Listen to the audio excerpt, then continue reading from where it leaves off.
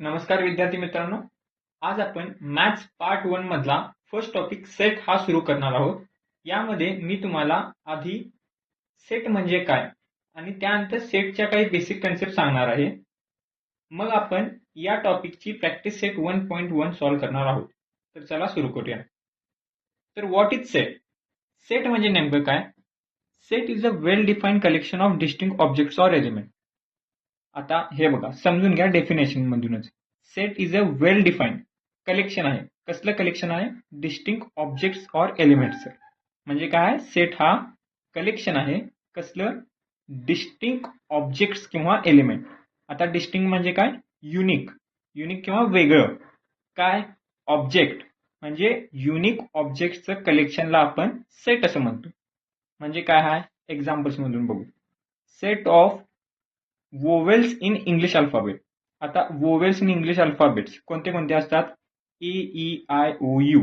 आता हे 5 वोवेल्स असतात इंग्लिशमध्ये, हे आपल्याला माहित आहे. याचा आपण काय केला? संग्रह केला.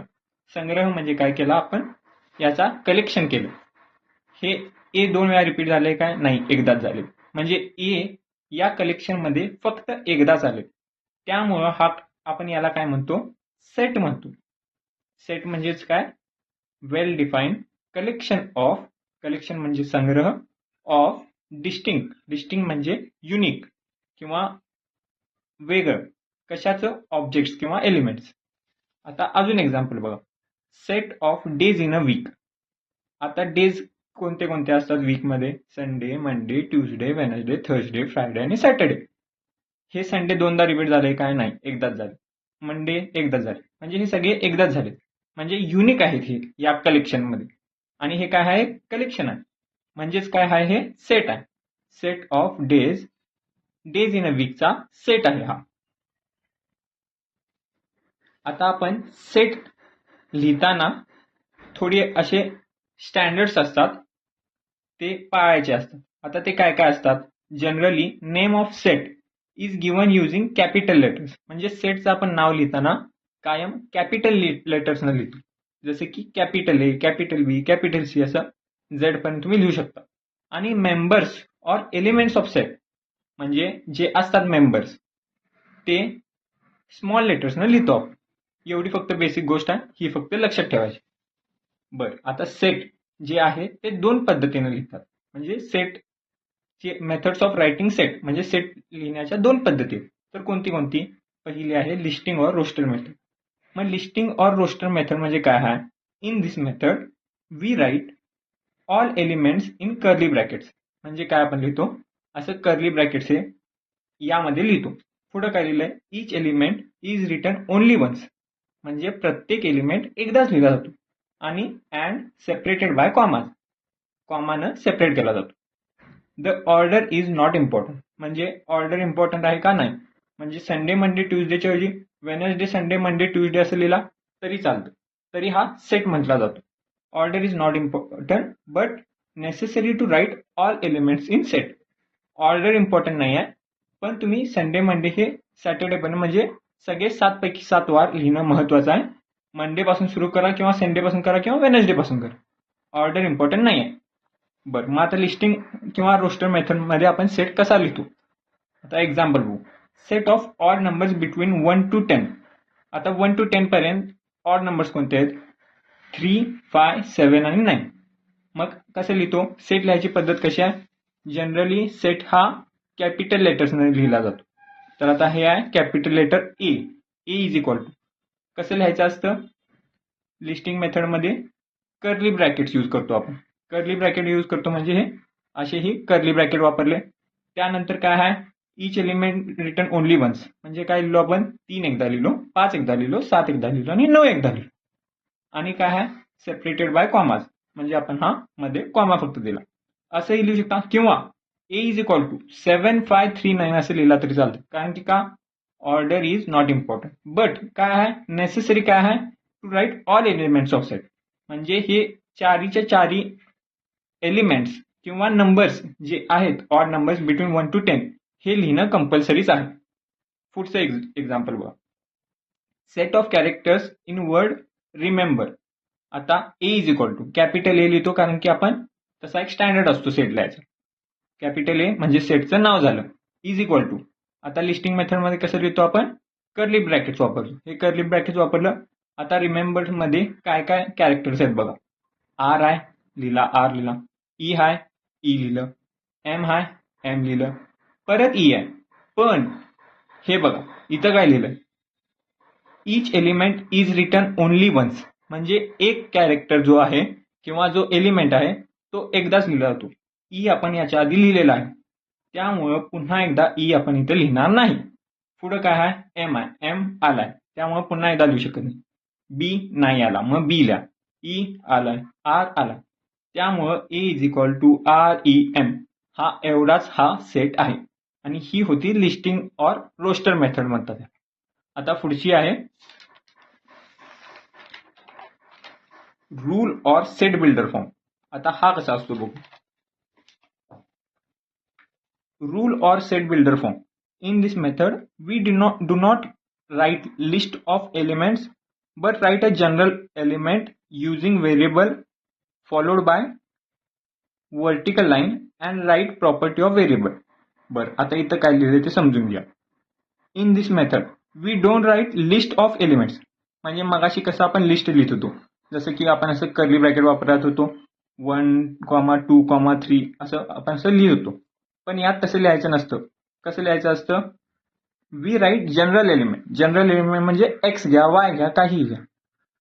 General element using a variable, म्हणजे व्हेरिएबल म्हणजे हा एक्स हा व्हेरिएबल आहे, फॉलोड बाय वर्टिकल लाईन, ही अशी एक लाईन मारतो.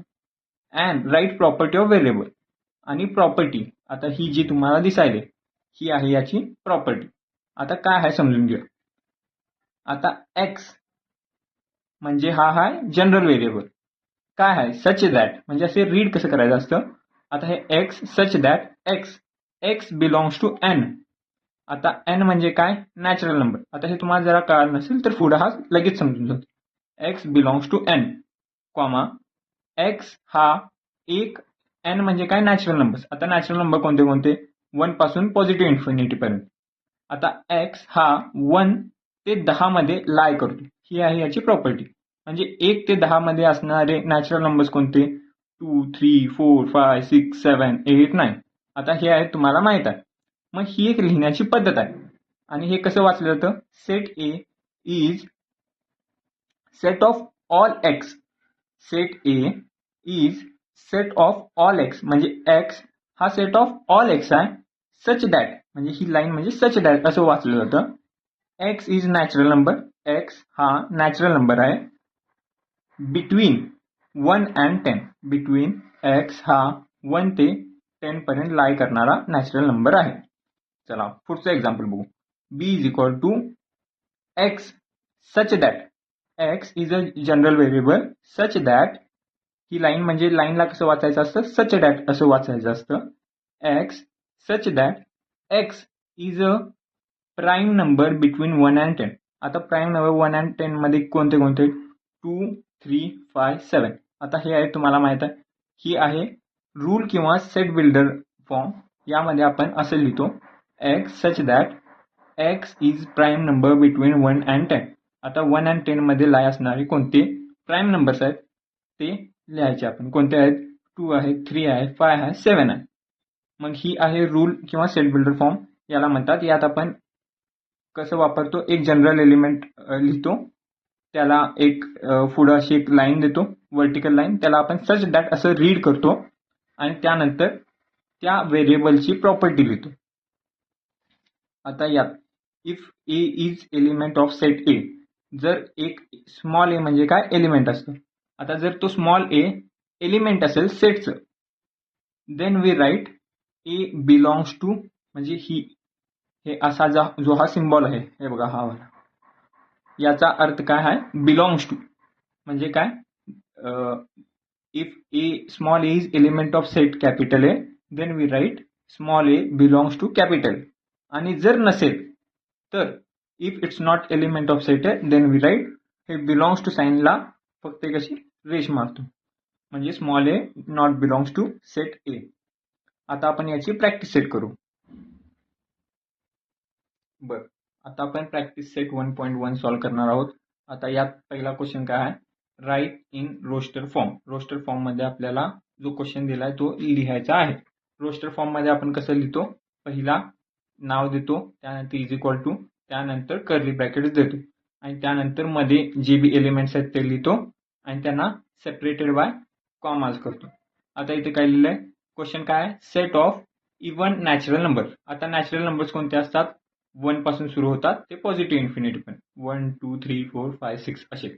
आता पण नॅचरल नंबर मधले कोणते नंबर्स पाहिजे आपल्याला, फक्त इवन. आता इवन नंबर्स कुठून सुरू होतात, 2 पासून. 2 येतो, त्यानंतर 4 येतं, त्यानंतर 6 येतं, असं कितीपर्यंत येतं, इन्फिनिटी पर्यंत जातं.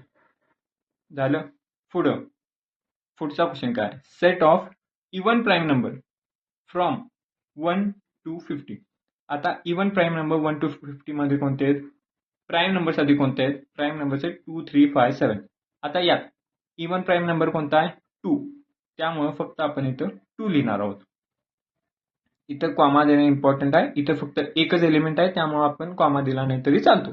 पुढचा, सेट ऑफ निगेटिव्ह इंटिजर्स. आता निगेटिव्ह इंटिजर्स म्हणजे कोणतं, ते मायनस निगेटिव्ह जे नंबर्स आहेत प्लस होल नंबर्स. आता निगेटिव्ह नंबर्स कोणते कोणते, स्टार्ट कुठून होतं, निगेटिव्ह इन्फिनिटी पासून होतं. आता कुठून घेऊया आपण, हे -2 घेऊया, -1 0 +1 +2 ते असं इन्फिनिटी पण.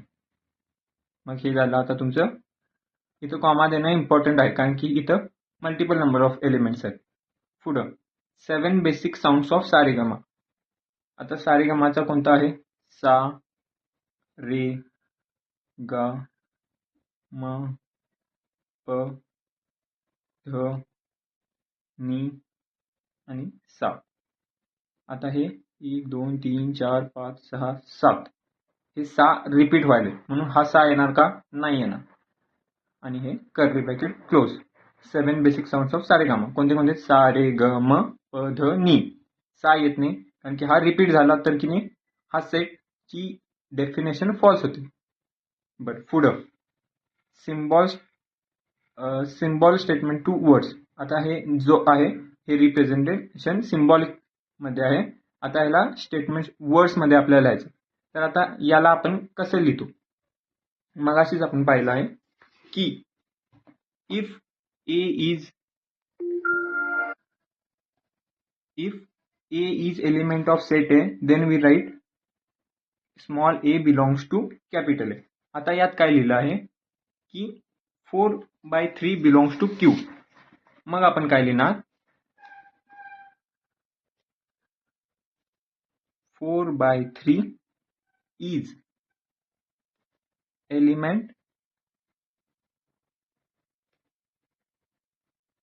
Of set Q. म्हणजे काय आहे, 4/3 हे, आता याचा अर्थ काय, बिलॉंग्स टू म्हणजे काय आहे, 4/3 हा एलिमेंट आहे कुणाच्या सेट मधला, क्यूच्या. म्हणून आपण काय लिहू, 4/3 is element of set Q. आता इथं काय आहे, -2 नॉट बिलॉंग्स टू एन. आता हे काय लिहितो आपण, -2 is not element of set N.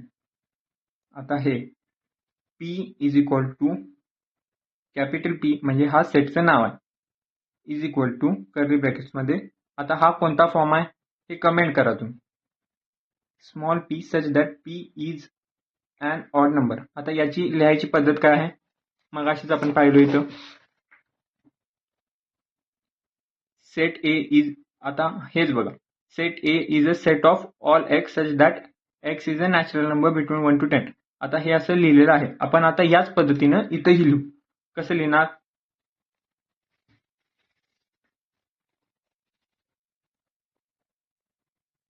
Set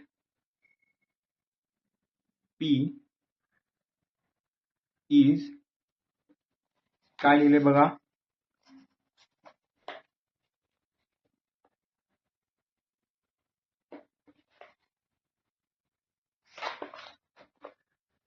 set P is set of all P such that P is an odd number झालं, एवढंच लिहायचं होतं, हेही झालं. आता हे काय, write any two set by listing method and by rule method. आता हे करूया आपण.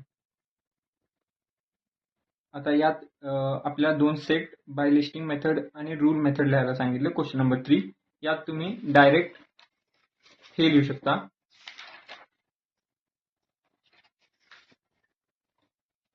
लिस्टिंग मेथडचा जो एक्झाम्पल आपला आहे, set of odd numbers between 1 to 10, म्हणजे जे कोणते 3, 5, 7, 9 तेच तुम्ही इथं लिहू शकता की लिस्टिंग मेथड लिहायचं. त्यानंतर हे पहिलं एक्झाम्पल द्या, हे सेकंड एक्झाम्पल द्या, set of characters in word remember.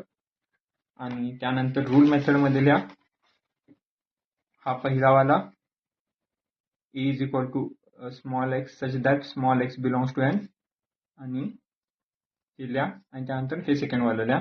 आपण इथंच मोस्टली सगळा कव्हर केलाय. आता क्वेश्चन नंबर 4 कडे जाऊ आपण. बर, आता आपण क्वेश्चन नंबर 4 सॉल्व्ह करणार आहोत. तर आता तुम्हाला फोटो दिसत असेल बघा क्वेश्चन नंबर 4चा. क्वेश्चन नंबर 4 मध्ये काय लिहिलंय, write following set using listing method. आता काय करायचं आहे आपल्याला, क्वेश्चन मध्ये जो आहे तो लिस्टिंग मेथड मध्ये तो आपण लिहायचा आहे. तर पहिला क्वेश्चन काय आहे, all months in Indian solar year. मग आता कसं लिहायचं असतं बघा, लिस्टिंग मेथड मध्ये कसं लिहायचं असतं, काय रूल्स आहेत की पहिला नाव कॅपिटल अक्षरापासून लिहायचं असतं, capital A is equal to. आता इंडियन सोलार इयर मध्ये कोणते कोणते मंथ्स असतात ते लिहायचं असतं. आता कोणता मंथ असतो, जानेवारी, फेब्रुवारी, मार्च, एप्रिल, असं करत करत डिसेंबर. हे झाले 12 महिने. हे येतं याचा आन्सर फर्स्ट. सेकंड होता काय आहे, लेटर इन वर्ड कॉम्प्लिमेंट. आता याचं उत्तर सी इज इक्वल टू, फक्त एज वापरायचं असं काही नसतं, आपण कोणताही कॅपिटल लेटर यूज करू शकतो सेटचे नाव डिफाईन करताना. आता काय आहे, वर्ड कॉम्प्लिमेंट. आता कॉम्प्लिमेंट मध्ये किती अक्षर आहेत युनिक, ते फक्त आपल्याला इथं लिहायचं आहे. मग आता कोणता आहे बघा, सी आहे, ओ आहे, M, P, L, E, M. M पण आलेला आहे म्हणून एम आपण लिहू शकत नाही. ई आहे, एन आहे आणि टी. आता तिसरं काय आहे, set of human sensory organs. आता ह्युमन सेन्सरी ऑर्गन्स आहे, एस इक्वल टू लिहूया आपण सेन्सरी ऑर्गन्सचं. आता कोणते कोणते सेन्सरी ऑर्गन्स असतात सांगा, आईज, इयर्स, नोज, टंग आणि स्किन. आता हे 5 सेन्सरी ऑर्गन्स झाले, असं आपल्याला इथे लिहायचं असतं.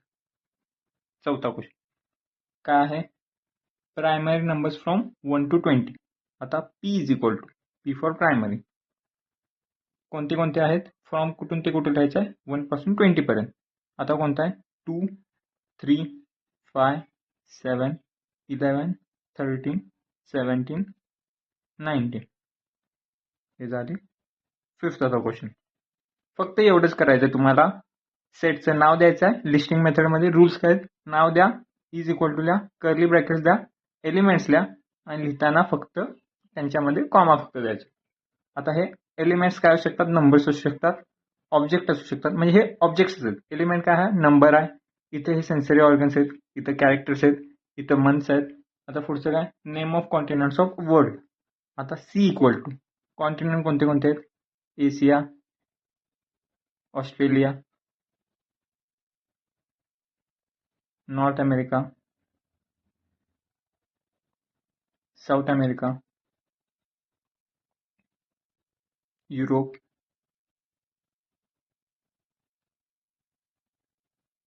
अंटार्क्टिका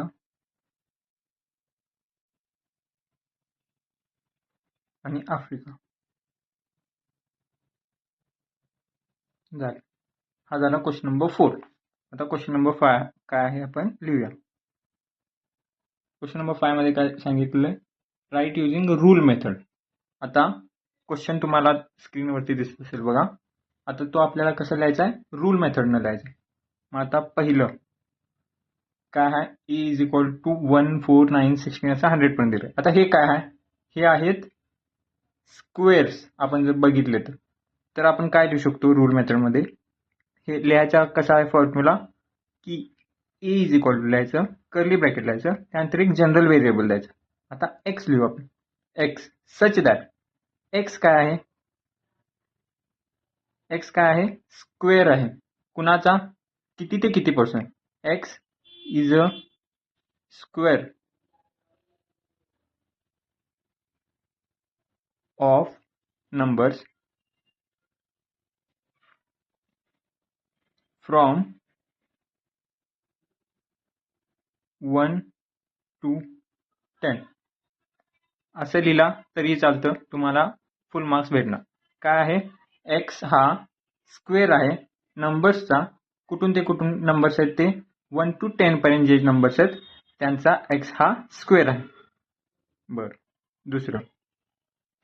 दुसरं काय आहे, बी इज इक्वल टू काय आहे, 6 12 18 48 पर्यंत असं दिलेलं आहे. मग आपण आता कसं लिहू शकतो, X such that X equal to, आता एक्सची प्रॉपर्टी लिहायची, आपण काय लिहू शकतो, 6n असं लिहू शकतो. आता हे काय आहे तुम्हाला मी एक्सप्लेन करतो.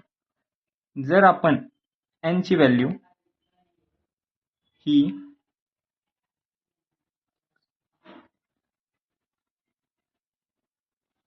अशी ठेवली तर आता बघा x ची व्हॅल्यू काय काय येते.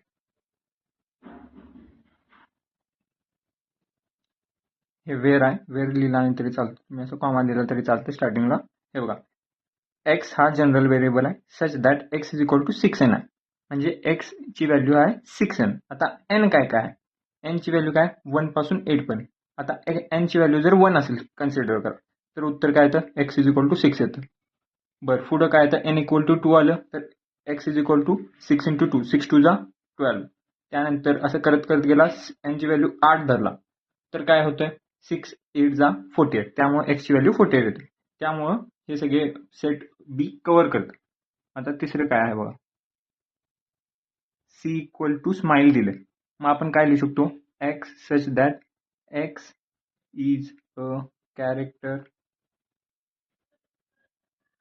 फ्रॉम वर्ड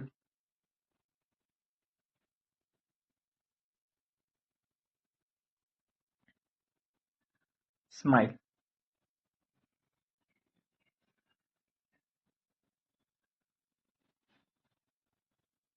आता चौथं काय आहे, Sunday Monday Tuesday Wednesday Saturday पर्यंत. मग हे काय आहे, डेज ऑफ वीक आहे. मग आपण D is equal to X such that X is a day in a week, म्हणजे एक्स काय आहे, एक दिवस आहे वीक मध्ये. हे झाला कुठला मेथड, कमेंट मध्ये. पुढचं एक्स इक्वल टू AET लिहिलेला आहे. आता काय आपण करू शकतो, इथं वरती जसं लिहिलंय तसंच लिहू शकतो. एक्सच्या जागी आपण वाय ही वापरू शकतो, काही प्रॉब्लेम नाही. झेड वापरा, काही वापरा, चालतं. आता Y such that Y is a character from word,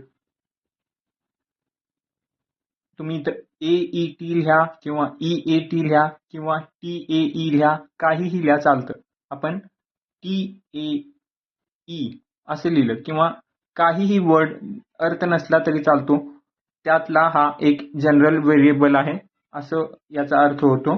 त्यामुळं आपला आन्सर हे कधीही बरोबर येतं.